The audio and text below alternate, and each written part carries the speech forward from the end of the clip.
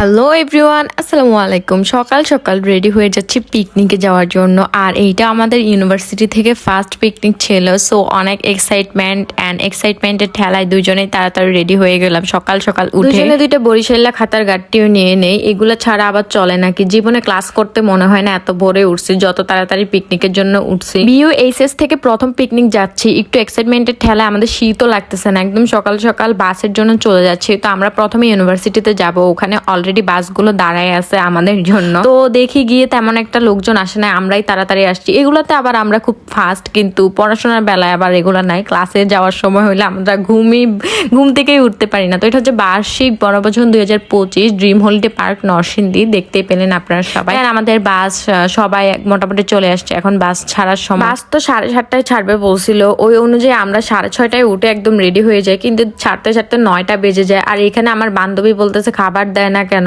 আমারও ক্ষুধা লাগছে, আমাদের বমি চলে আসতেছে। আসলে সবই নাস্তা দিচ্ছে না কেন, এই জন্য আমরা দুইজন মিল করে রিং অ্যান্ড ড্রেস মিলানোর ট্রাই করছি একদিন আগে, যেহেতু প্ল্যান হয়েছে।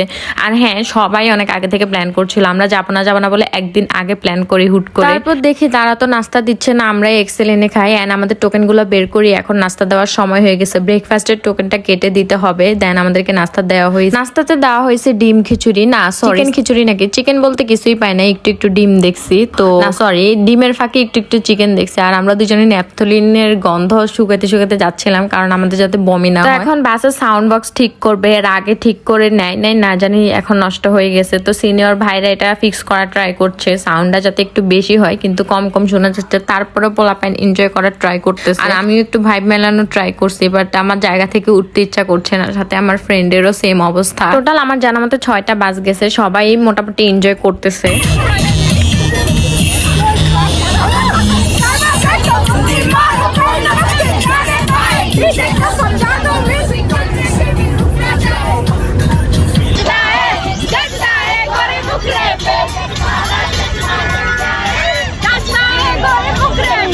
তারপর আমাদের বাসটা একটু থামে এই জায়গাতে, অ্যান্ড সবাই একটু নেমে একটু রিফ্রেশ ফিল করার ট্রাই করে। আর এখানে অনেক ছবি তুলে সবাই। আর আমি আমার বান্ধবীকে কতগুলো সুন্দর ক্যান্ডিড ভিডিও করে দিছি, অ্যান্ড ভিডিও করতে ও আমাকে জানলা পাশে একটু সাইড দিচ্ছে না, তাই মনের সুখে ঘুমিয়ে যাচ্ছে।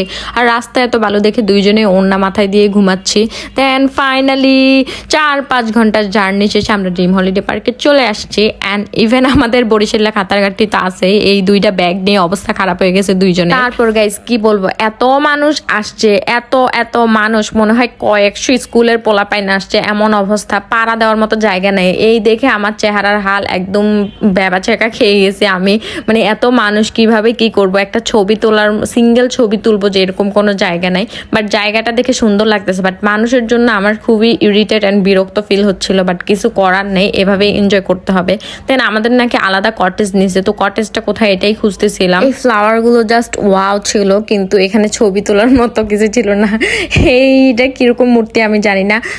এই জায়গাটা অনেক সুন্দর, ছবি তোলার মতো একটা বেস্ট একটা প্লেস, বাট ওই যে পা রাখার মতো জায়গা নেই, আর ছবি তো তোলা দূরের কথা। ফাইনালি আমাদের কটেজ খুঁজে পাই, অ্যান্ড কটেজে চলে আসি। অ্যান্ড এখন হচ্ছে আমাদের টিকিট সংগ্রহ করতে হবে, আর স্যারের কাছে অনেকক্ষণ দাঁড়িয়ে থাকার পর টিকিট নিয়ে আমাদের হাতে বেশি সময় নাই, তাড়াতাড়ি পাইন নাইতে চলে যেতে হবে। আর এখানে গিয়ে দিকে এত মানুষ, ভিড়ের ঠেলায়। এখানে হচ্ছে সুইমিং করবো, অ্যান্ড সুইমিং এ ঢুকে আর আমাদের সময় জ্ঞানের কিছুই হুঁশ নাই, বাট মানুষের ঠেলায় অনেক বিরক্ত লাগতেছিল।